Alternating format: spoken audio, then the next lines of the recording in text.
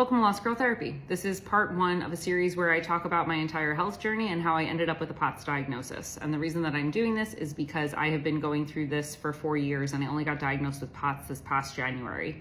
And one of the things is that I had many avenues and many medical discussions that were kind of dead ends. So I want these videos to be informative about how I got to where I'm at, and especially if you're somebody who is navigating this mystery world of POTS, dysautonomia, Ehlers-Danlos syndrome, MCAS, anything like that. I hope you tune in because there's going to be a lot of kind of zigs and zags before we get to where we're going.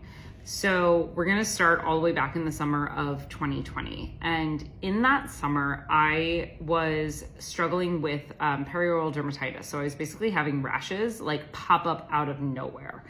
And they would happen around my mouth, they would happen around my eyes, but they could also be triggered by anything that upset my nervous system. So some really weird occurrences would be if I cried. If I cried too hard, it was guaranteed that 5 or 10 minutes after that, my entire body would get really hot, my face would flush, and then I would get what looked to be almost like a sunburn on random places on my face. And I had no idea what was going on. I saw a endocrinologist who was like, I suspect that you have Hashimoto's, but I'm not super sure. I saw a dermatologist who gave me topical solutions, and the topicals worked for a time, but when I came off of them, they did not work. And then I saw an allergist who did an entire back panel. So this was really important. The allergist did a back panel that you wear for 3 days. So they weren't just testing the very typical allergens. I went through the full gamut. And the reason that I did that is because there was something in my environment that was setting me off to have these really high reactions because I had not had allergies before this.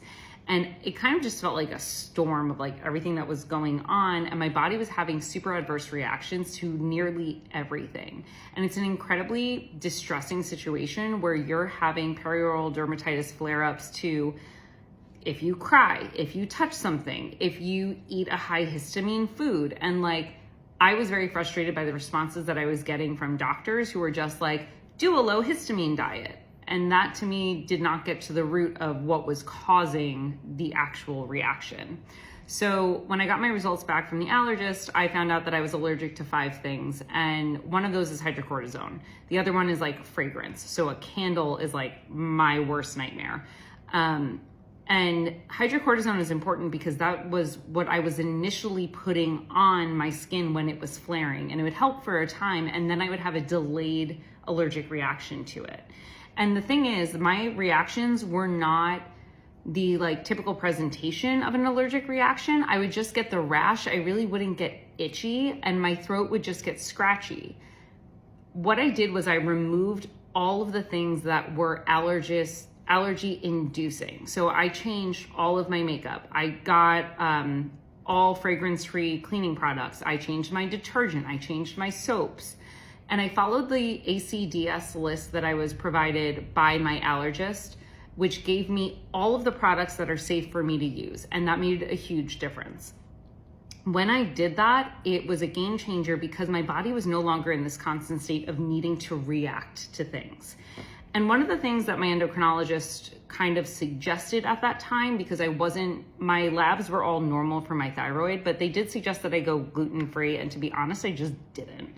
And that's on me. I was at the point where I was already stressed out with doctors. I was already really annoyed that my body was having these adverse reactions. And the last thing I wanted to do was do another, what I viewed as a form of restriction. I just wanted to live my life. I had been able to eat bread before. I had never had any problems with it. And it was just one of those things where I was I don't want to do this right now. And it's really important because this comes into play in part 2.